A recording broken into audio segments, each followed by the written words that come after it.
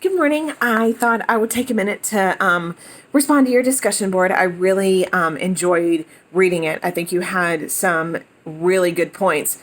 It's so interesting to see the two of these authors kind of just have these sessions, right? Like, we have read the chapters in the textbook and they were really good and really thorough, but I have to admit, like, I was confused and overwhelmed at some points. But when we got to watch these videos this week, I really do feel like putting that into action and being able to see, okay, here's how you do the hope focused, here's how you kind of do more the conflict and pain. I think you're right that Dr. Ripley starts out just being very empathetic. I mean, watch her body language, watch her tone. She just goes into it so just calmly. And I think that's really good. You're right that she just asks those leading questions, and repeats what they say. I think that's so good to do. And thank you for just the reminder of that, just repeating what they say. You've got 50 minutes with two people, and it's a lot of words, a lot of sentences. So if you go ahead and repeat back, hey, like, this is what I'm hearing you say. Like, does that sound okay? Or correct me if I'm wrong. Here's what I'm understanding that you guys are talking about. And that's the couple's chance to say yes or no. I think you're right. Like, Dr. Ripley's way of approaching it is definitely common. Because she is just very validating, checking in on how it's going, really teaching grace and apologizing, and just really getting views on what they see going on with their marriage. Dr. Sells is a complete 180, right? So he walks in and within like a minute or two is already like drawing the diagram on the board. So he comes in like very problem solving, very, okay, I'm going to teach you, here's what pain and conflict look like. I really like what you said. Just this approach automatically assumes that he knows what the clients are going through, which in many ways can create barriers during session.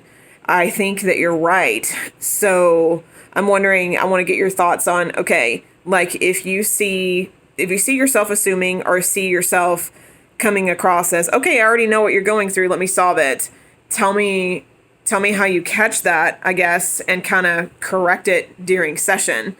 It's so easy when you go in with this approach, like, to be on an educational level, that I know for me, like, I get really passionate and energetic and I have to slow down my pace of talking, right? So that would be one that I would say is kind of just recognize, like, your tone, your body language, and remember to meet the clients kind of where they are.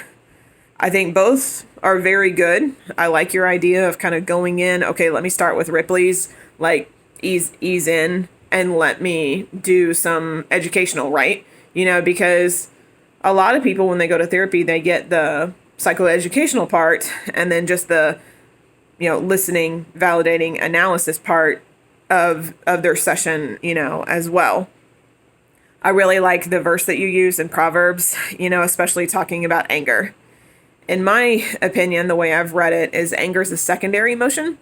So what that means is there are so many hurts, injustices, or a feeling of sadness or fear, and then that anger comes out. And I think in talking to this couple, just, hey, here are the behaviors that you guys are seeing, kind of really what's behind them. I think that was a really good way, to approach it. The husband was such a, I want to fix it. Okay, I think they learned a lot about each other that they might not have known, especially in facing each other and learning to apologize and forgive.